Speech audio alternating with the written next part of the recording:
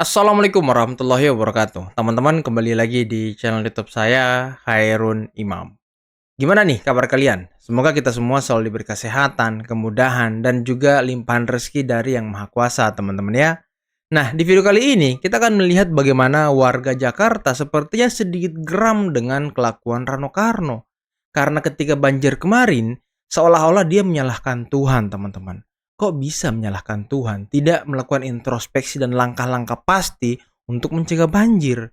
Selain itu, ada video dari Pak Jokowi yang memberikan pemahaman dan pelajaran kepada Rano Karno dan juga Pramono Anung terkait dengan alasan kenapa banjir bisa terjadi di Jakarta. Dan penjelasan Pak Jokowi ini sangat luar biasa, detail teman-teman.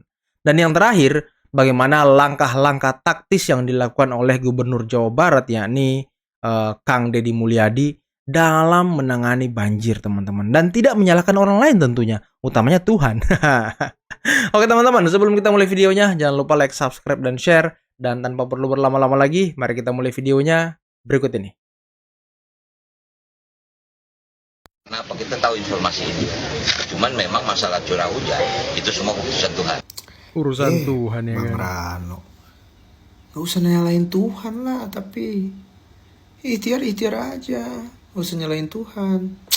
Gimana sih? Alasan klasik ya kan. Udah gak tenggelam ya? Nyalahin Tuhan. Di Jakarta itu dilewati oleh 13 sungai. Bukan hanya Ciliwung saja. 13 sungai. Sungai Ciliwung, Sungai Pesanggerahan, Sungai Cipinang, Sungai Mokofat, dan lain-lainnya. 13 sungai. Yang dibuat bendungan ini adalah yang berkaitan dengan sungai yang terbesar, yaitu Sungai Ciliwung.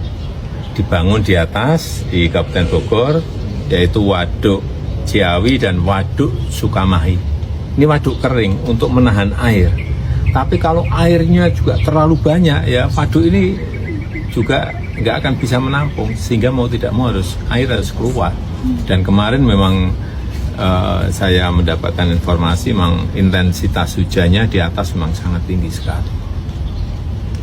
Dan kalau yang di Bekasi itu kan beda sungai lagi. Di situ sungai yang lewat adalah Sungai Cilengsi dan Sungai Cikeas. Beda lagi.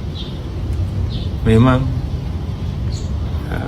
Jakarta dan Kompleks, sekitarnya ini adalah Urusan banjir. tempat turunnya air dari atas lewat sungai-sungai yang tadi saya sebutkan. Dan saya kira kita sudah membangun Waduk Ciawi, Waduk Sukamahi, kemudian Sodetan Ciliwung, kemudian menormalisasi Sungai Ciliwung yang tinggal 16 kilo, yaitu memang harus segera dilanjutkan agar bisa mengurangi. Setelah Ciliwung rampung, masih ada sungai-sungai yang lain yang perlu dinormalisasi. Berarti ada 12 sungai lagi yang perlu 12 sungai. Belum, itu baru urusan air dari atas loh ya. Masih ada lagi air dari laut. Nah ini air dari laut yang katanya kemarin Rano Karno giant seawall, dia menolak giant seawall. Nah kan terjadi banjir kan kemarin di Jakarta Utara, banjir rob. Sekarang banjir juga lagi kemarin. Nah ini makanya Pak Prabowo kenapa membangun giant seawall biar menahan air laut. Yang naik setiap tahun kira-kira 8-12 cm. Sehingga diperkirakan di satelitnya NASA itu memang di 2050-an sepertiga dari Kelam sedikit. Jakarta bisa terkena banjir yang dari laut juga yang dari atas. Jakarta lagi banjir kan? Kok Mas Pramono malah main helikopteran dan Bang Rano Karno malah main perahu-perahuan?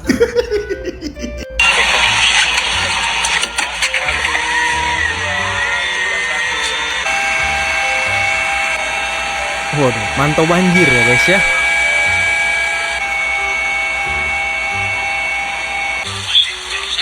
Ya elah ini lagi Bang Rano.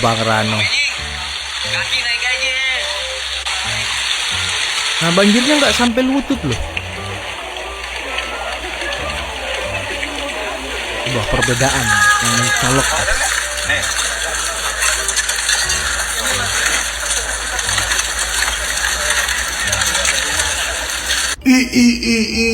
Canggih kali mantau banjir pakai helikopter. Sosok lihat bawah. Sosok lihat ke bawah. Terus itu kenapa Mas Pramono kok nggak ajak Bang Rano Karno mantau banjir pakai helikopter juga? Kok sampai dibiarkan wakil gubernurnya itu main perahu-perahuan di tengah banjir yang sangat dalam itu? Jangan, aduh, nanti jatuh loh. Ya kan, terus juga pakai pelampung. Takut hanyut ya kan. Udah cuman di bawah lutut pakai pelampung. Iya, di bawah lutut loh, pakai pelampung Bang Rano-nya. Mantau banjir atau main arum jeram itu. Aduh, memang canggih kali ya gubernur dan wakil gubernur Jakarta ini ya. Itulah pilihan kalian itu. Orang main bebek-bebek di situ aja kan nggak pakai pelampung ya kan. Terus Mas Gibran sebagai wakil presiden ngapain kotor-kotoran begitu? Aduh, tirulah itu Mas Pramono pakai helikopter. Ya, Bang Rano Karno wakilnya ditarik sama apa? Dayang-dayang lagi apa? Dia macam raja di tengah ya kan? Ya kan? Ditarik sama prajuritnya. Ya, tapi itulah wakil presiden kita Mas Gibran. Kenapa dia langsung turun gunung ke masyarakat? Karena dia ingin langsung merasakan apa yang dirasakan masyarakat. Tapi tetap kita harus tetap positive thinking sama Mas Pram dan Bang Rano Karno. Kenapa mungkin mereka naik helikopter dan naik perahu? Ya mungkin ya mereka takut air atau fobia kalau air, kena fobia air banjir jadi kurap, gatal-gatal. Coba tanyakan langsung ke mereka. Jadi ya banjir di kampung di bawah penyebabnya dari sini. Pak Gubernur lebih gawat lagi. Ya ini lebih gawat dari tadi. Yang tadi sih nggak seberapa. Nah, kok bangun segede gini tuh berani di sini tuh loh Pak, bingung saya. Ini yang nyata gubernur Jawa Barat ya. Warung-warung kecil, pedagang-pedagang kaki lima dibongkar. Dan Menko. Masa yang gede-gede seperti itu kita Menko Zulhas. Saya sebagai Gubernur Jawa Barat minta kepada PTPN untuk merubah kembali rencana bisnisnya. Mengembalikan kembali PT sebagaimana namanya, yaitu PT Perkebunan. Artinya seluruh kawasan yang dikelola PTPN hari ini semuanya dikembalikan lagi menjadi PTPN karena judulnya PT Perkebunan, bukan PT Sewa Tanah. Dan semoga dengan adanya Pak Menko ini bisa berkoordinasi dengan seluruh BUMN yang berkebun di Jawa Barat. Setelah dapat informasi lengkap, saya menugaskan ini di bawah koordinasi saya, Menteri Lingkungan Hidup untuk menertibkan kawasan-kawasan wisata yang berlomba-lomba membangun besar-besaran.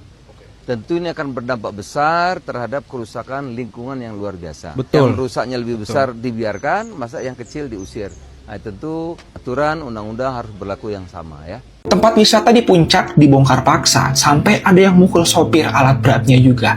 Jadi teman-teman, tempat wisata Beach Fantasy di puncak yang punya BUMD Jawa Barat akhirnya dibongkar paksa. Tapi prosesnya ini nggak mulus. Warga Cisarua nih yang dukung pembongkaran itu hampir bentrok sama pekerja tempat wisata. Bahkan ada yang sampai mukul sopirnya juga. Terus kenapa gitu loh tempat ini dibongkar? Ternyata PT Jaswita teman-teman, awalnya itu mereka cuma dapat izin pembangunan lahan seluas 4.800 meter persegi, tapi malah ngambil sampai 15.000 meter. Udah diperingati nih berkali-kali buat diperbaiki gitu loh, tapi mereka cuek aja, nggak ada usaha buat bongkar atau sejenisnya. Akhirnya Gubernur Jawa Barat Kang Deddy Mulyadi langsung kasih peringatan tegas, bongkar sekarang juga. Dan dimana Kang Deddy juga bilang ya, meskipun ini perusahaan milik provinsi, kalau udah melanggar ya harus ditindak gitu loh. Apalagi bangunan ini kabarnya juga bikin dampak buruk buat lingkungan di puncak. Tapi pertanyaan kita semua, kok bisa bangunan milik BUMD Jawa Barat melakukan kesalahan gitu loh? Menurut kalian gimana sih teman-teman? Coba deh saya pendapat, drop komen ya.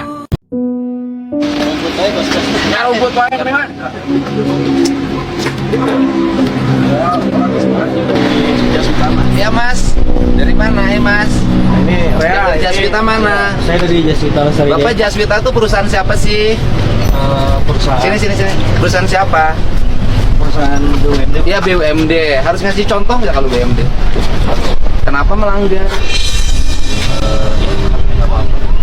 Ya bukan, saya tengah nanya, kan perusahaan plat merah ya, milik Pemprov Jabar, ya kan? Izinnya berapa? Izin saat ini kami Yang diizinkan berapa hektar? yang diizinkan memang awalnya 15.000 hektar Pak. terus? Kemudian memang PTPN meminta kami untuk menambah luasan hektar menjadi 23.000 hektar. Oh, jadi PTPN-nya minta jadi 23.000 hektar, 23.000 meter. Betul. PTPN-nya meminta ya, awas ya. 23 hektar. Ini mana betul, Kasatpol Pak. PP? 23.000 meter apa 23 hektar? 23 hektar. 21 tepatnya. Sorry, Oh, jadi 21. PTPN merekomendasikan Ya. memberikan izin untuk dibangun 21 hektar. Di KSO kan, Pak. Dibangun izin regulasi di sini. Iya, artinya KSO-nya 21 hektar. 21 Ini asalnya kebun teh. 3 hektarnya kebun teh. Ah. Selebihnya hutan ini. Hutan kan? Ada fungsinya enggak? Fungsinya kemarin Ya bukan, waktu jadi kebun teh ada fungsinya enggak? ya Jadi hutan. Saya tanya, kalau konsepnya beton miring begini, air jatuhnya kenceng enggak? iya Pak. Oke, jatuhnya kenceng. Ada daerah resepannya enggak ini? Di bawah. Bukan ini. Nggak ada, Pak. Nggak ada. Pak Kasatpol sudah kasih surat peringatan nggak ke perusahaan ini? Bogor sudah. Kenapa peringatannya tidak dilaksanakan? Kami sedang polis land Izin Pak, memang kami sudah melakukan rekomendasi yang dilakukan oleh teman-teman Kabupaten Bogor dengan tidak menggunakan gedung tersebut. Pada akhirnya memang kita menyegel Pak gedung-gedung yang tidak terpakai. Waktu itu kan sama teman-teman. Nggak, kenapa nggak bongkar sendiri? kemarin peringatannya masih suruh benahin setnya Pak.